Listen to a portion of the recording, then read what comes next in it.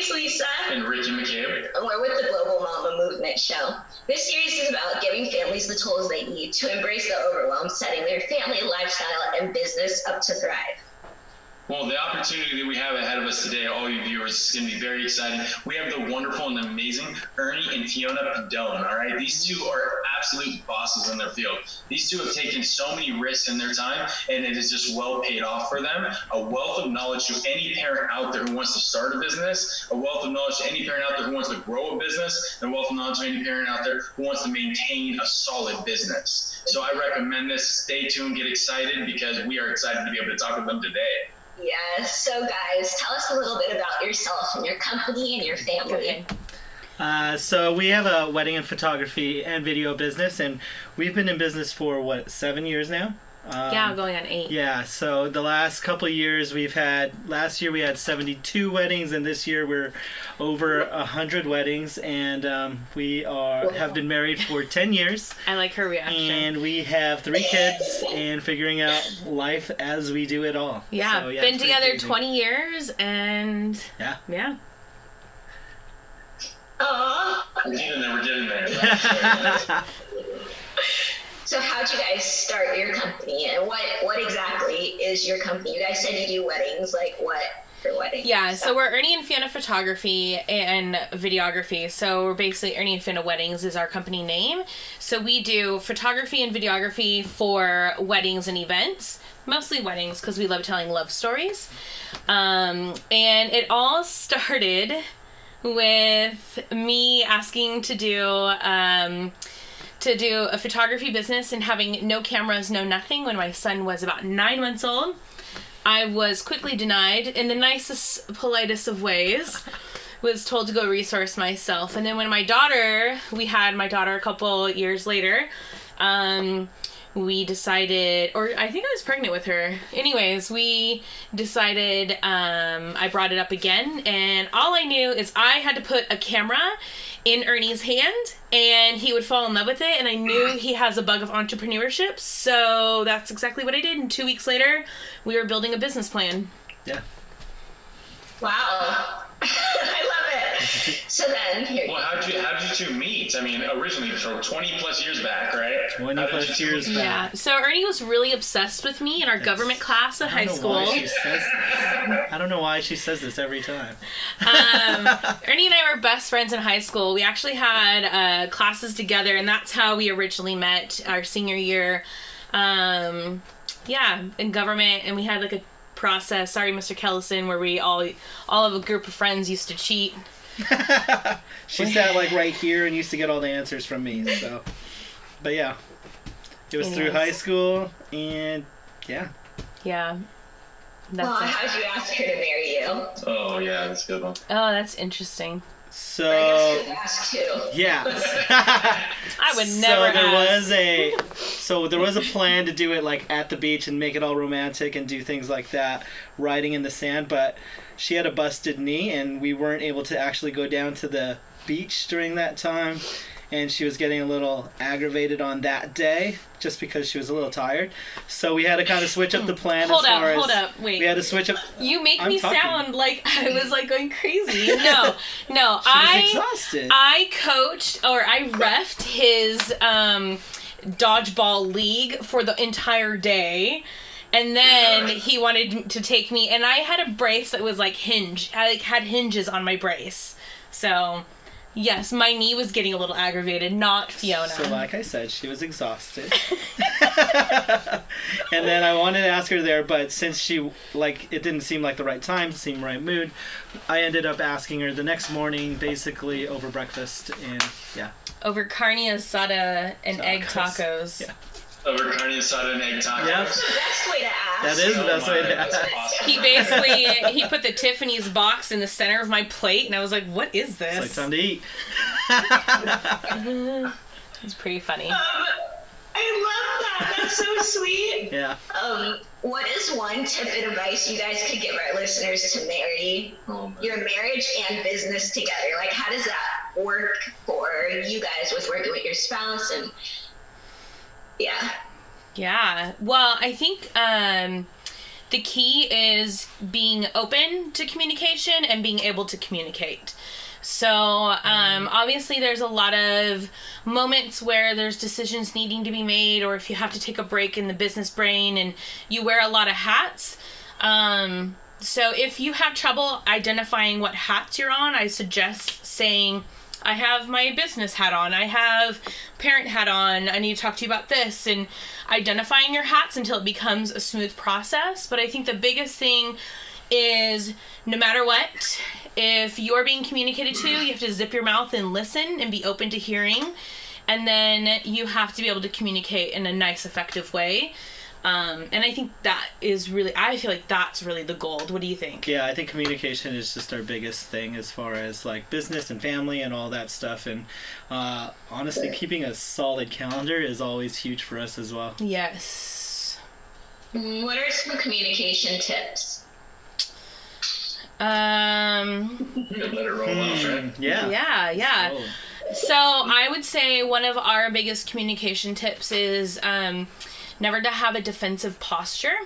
So, and also never to use accusatory language, like you do this, you do that type of deal, and never to overgeneralize. Those are our three things. Yeah. And we have rules around communication, which I know probably sounds crazy, but it works. So, yeah. Well, on that same note, I mean, you guys obviously know how to engage with people, right? That's something that we've been seeing for a few years now since we've met you, since back at your guys' house when we originally kind of met, and about 5 years ago. It's awesome. Actually your house where we first went to our connection together, crazy. And that's where it all like technical first date. Yeah, so awesome. So cute. So at the end of the day, I mean, we know you know how to build engagement, but our audience would love to know from your words, how would you go about together as a unit? How did you build engagement? How would you give them tips to build engagement for their businesses to help them strive? So our business was built right from the start out of community and things like that. So getting couples and things like that started with the people that we knew, of course. Mm-hmm. And it became a word of mouth growing type of business. But then after a certain while, we wanted to accelerate it. And for us, we invested into like putting ads and putting Facebook ads and things like that in order to start reaching a broader audience. Mm-hmm. And then from there, that just grows more people talking about you. And that's all we want, is just having more people to be able to say they enjoy our experience with us. And so that's why we started going into like more social type deals, and just kind of growing through Facebook ads and Instagram ads and things like that. Yeah, and I think being intentional about what you're posting. So we tell people who are building businesses to get rid of their personal Instagrams. And use their business Instagram as their Instagram. So obviously we're in the visual, or like, department, or whatever is it called? Industry. Sorry. This quarantine's got my brain mushed. But, so obviously we're in the visual industry. So if you look on our Instagram shows our work. And then we intentionally use the stories to really tell our stories and our personality, because we really believe that people want to see the authentic you, and they want to see the person, the man or woman or family behind the brand.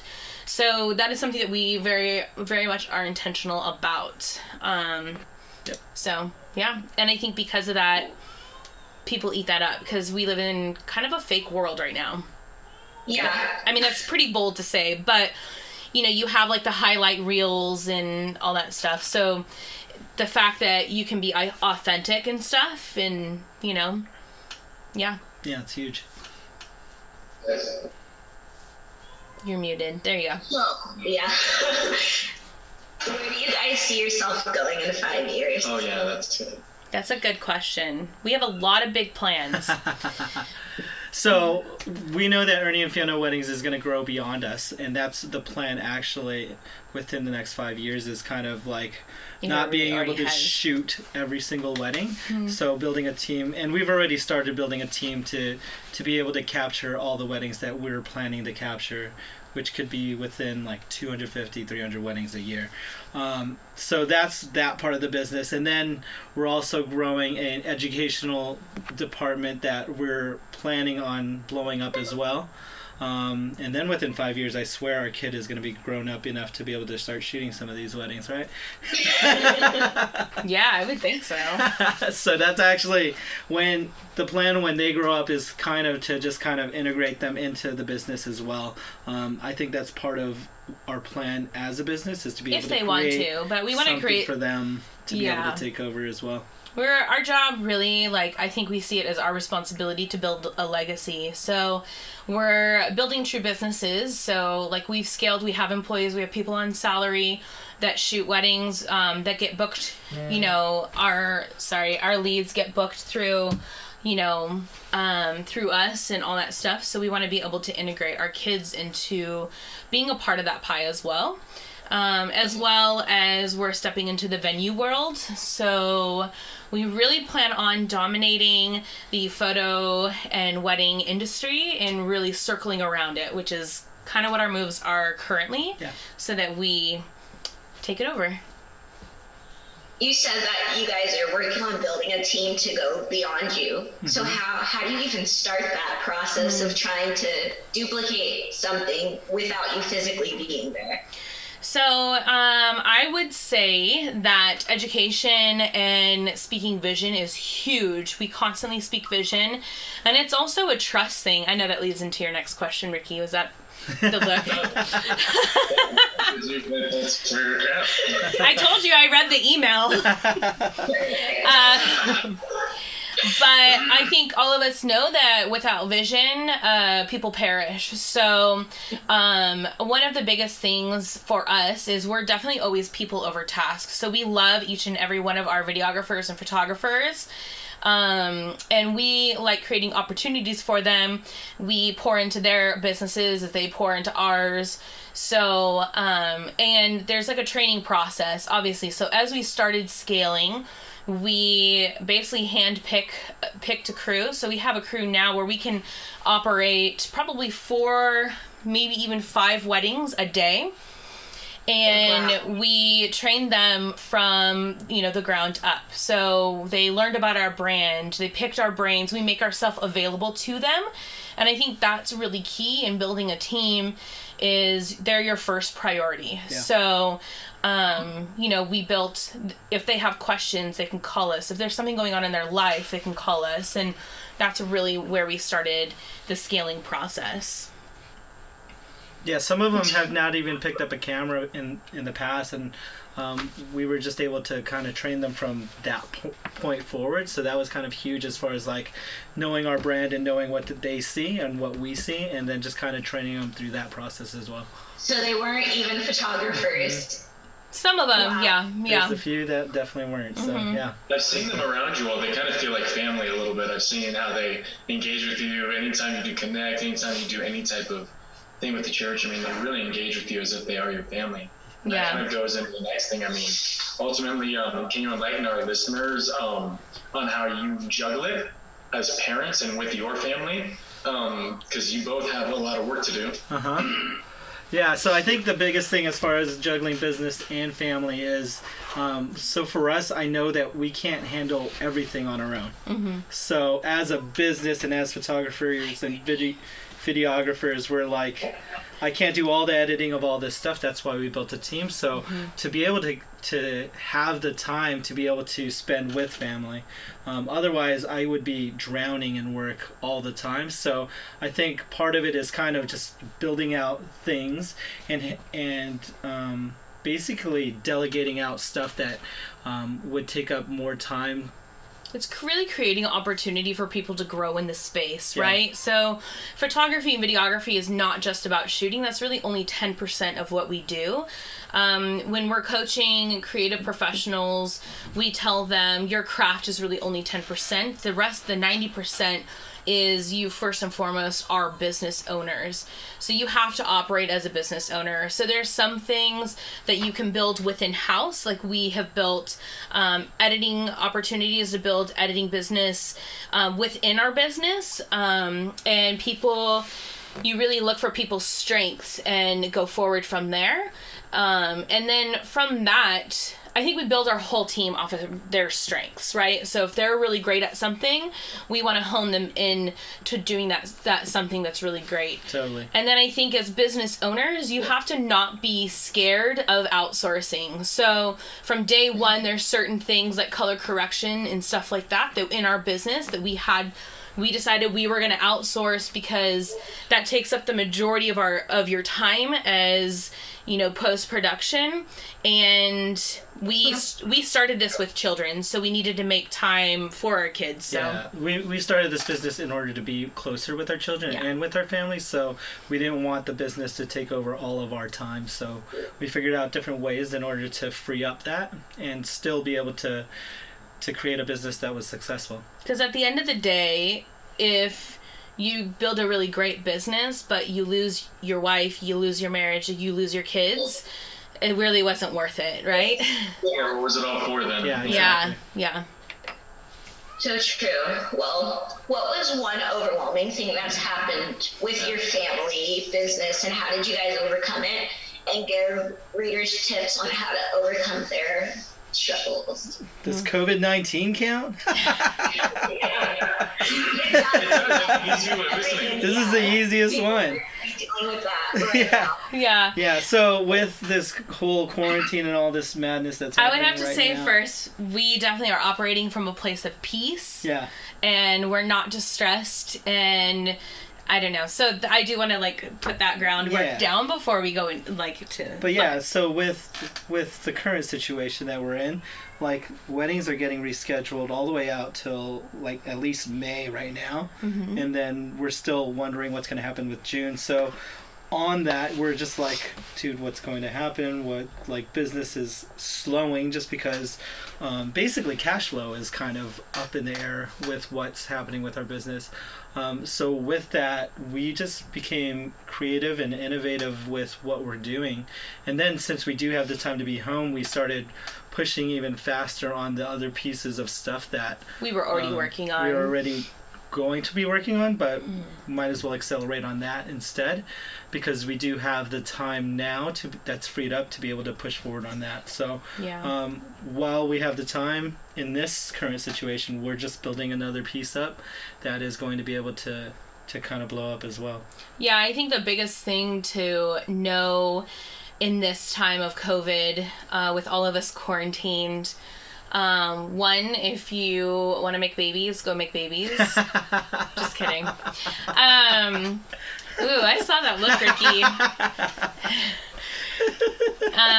But two, I think that the world is looking at everything as frozen. And there's going to be some companies that don't make it and that aren't going to make it through these months.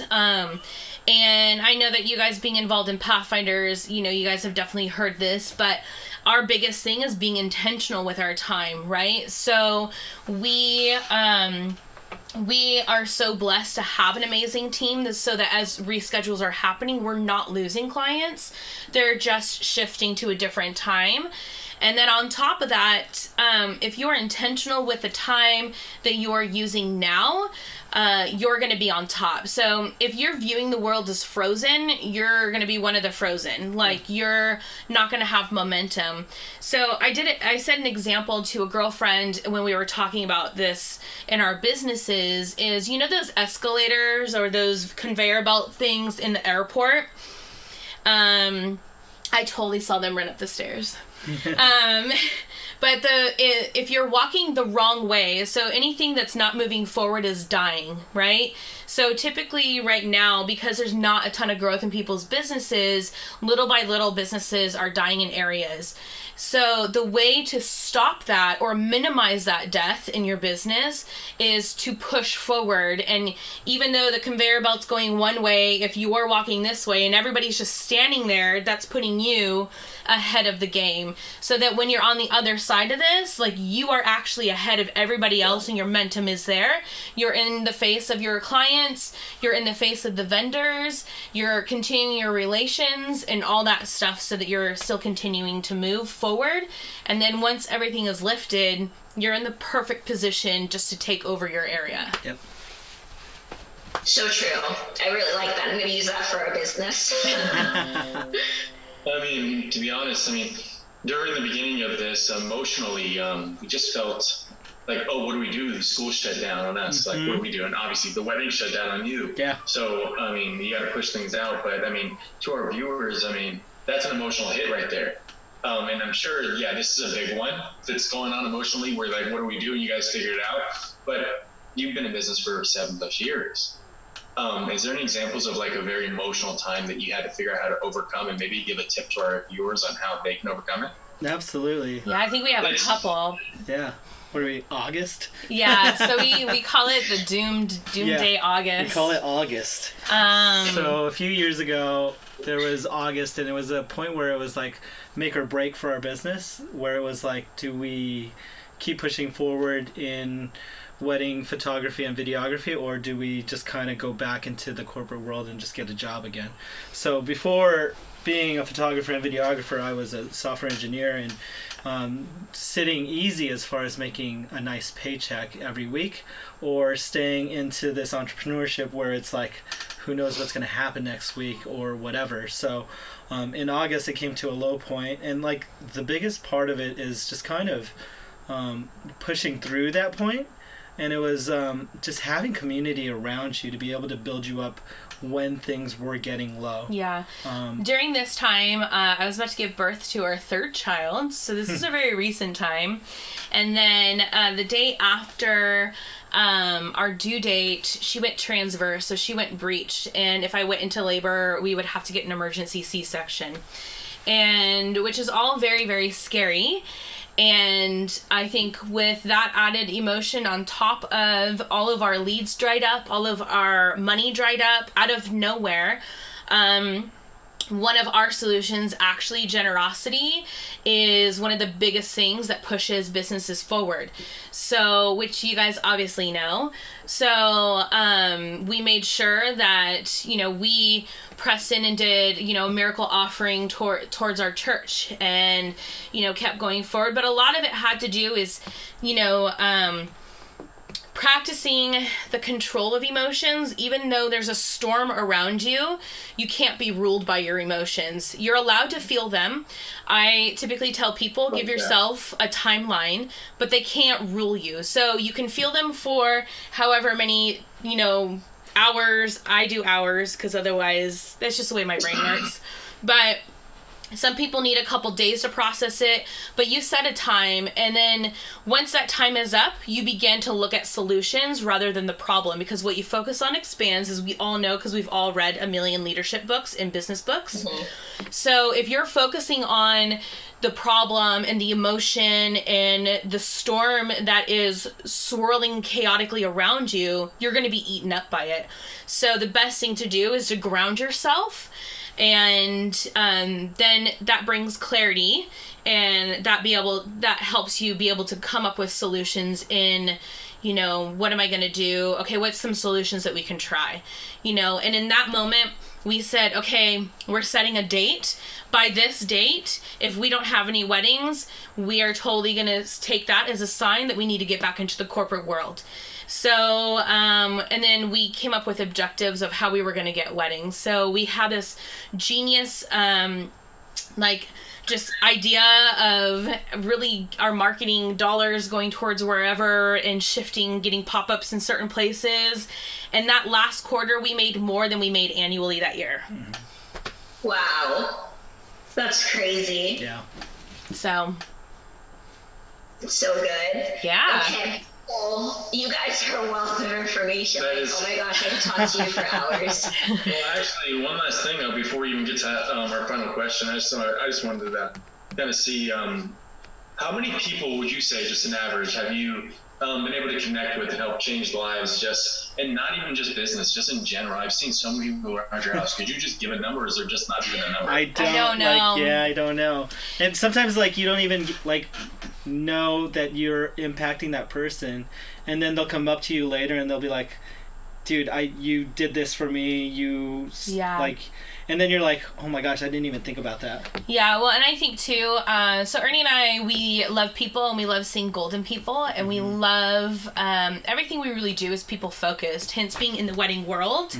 Like, our job is really to serve our brides and grooms and their bridal party and their families. We don't really, yes, we're telling their love story and all that stuff, but that comes out of the servicehood, and our hearts come from that positioning. And that's really, like, always kind of been our thing with everything. Like, when we got our house, like, our house was made to open it up to people. We wanted our kids to know how to host people, how to love on people. So it was really building our family culture, and through that we've impacted people. There's people that would be like, oh, I was at your house and you said this to me, and I'm like, and we had our first date. I know, yeah. But there's things like where we actually don't even know, but it's just by us loving on certain people that, or just, I don't know, it's really the DNA of who we are. And I know that a lot of people have been impacted by us. I have no clue how many or the number. We just want to make an impact, and I think that's just our biggest thing as far as our hearts. Yeah. And like at your funeral, what do you want people to say about you? Yeah. You know? Yeah. Like, I want people to say how generous we were, how loving we were. I want them to say I'm funny. We know this. We do know this. You know, but I also want people to celebrate the time that they had with us, right? So, or at least with me when I pass, because I already told Ernie I'm leaving first if we don't leave at the same time. So we have no clue on the impact that we have. We know that we have an impact in people's worlds. We know that we have influence in a lot of spheres, but we don't really know or understand. We don't really do it for that. Yeah. So good. Did you want to do the last question? No, I mean, ultimately, the last question we have, it's pretty easy. It's just it's family bonding, all right? Yeah. At your house right now, especially, what are you doing to bond? I mean, what's something that you do with your kids that is yours? Yeah, what's funny, something that you just copy, something's yours. Yeah, what's funny, because you asked about right now, and they're kind of on spring break, which is weird because we're all homeschooling right now. Thank you, Jesus. we decided that something they wanted to do was start a YouTube channel, and my son wants to be a gamer when he grows up, so I was like, let's just kind of push towards that and see what it looks like. So it's kind of cool, it's kind of fun. Just kind of building this stuff for them as far as being a YouTube star. Hence the background. Yeah, and like being a gamer type deal. So for them, they're like every single day, they're like, hey mom, can we record today? Hey dad, can we record today? To the point where it's kind of getting annoying, but at the same time, but we have to be supportive in it. Yeah. I think outside of that, even we're really intentional with our kids. So every day we're intentional, whether it's COVID or not, we're quarantined or not, they're at our wits' end or not, we sit down as a family and have dinner. Yep. And one of the biggest things that we've implemented since our kids really could talk, we've been doing it for years now, is our kids we talk about, some people call them highs and lows, but we do 2 good things, 1 bad thing, and 1 funny thing of your day. And really our intention is to get into their worlds. We want to know what they're celebrating. We want to know what they're struggling with. We also want them to know it's okay, to talk about your losses. Like, I mean, we all have losses. And so we're really intentional with that. And the funny thing is our house is filled with laughter. So, and we really celebrate funny things, hence Ernie wanting to be the funny guy. Yeah. So, and then during this time, we're also having quiet time where we do quiet time kind of together and watch a movie. So every kid gets to pick a movie. We have puzzles during this time going on, and we're just really intentional with the time because we don't want to have them like on their devices and just, doing whatever. We want to make sure that during this time they're still being influenced by us. And, so we do a lot of things to bond. Yeah. We do. We're going to adopt some of those things. I really like the 2 good things, 2 1 good bad things, and 1 1 bad thing. funny. Yep. Yep. It really One teaches. kid, not two right now, but we'll work on it. But she already does the funny, but now we gotta Quarantine baby.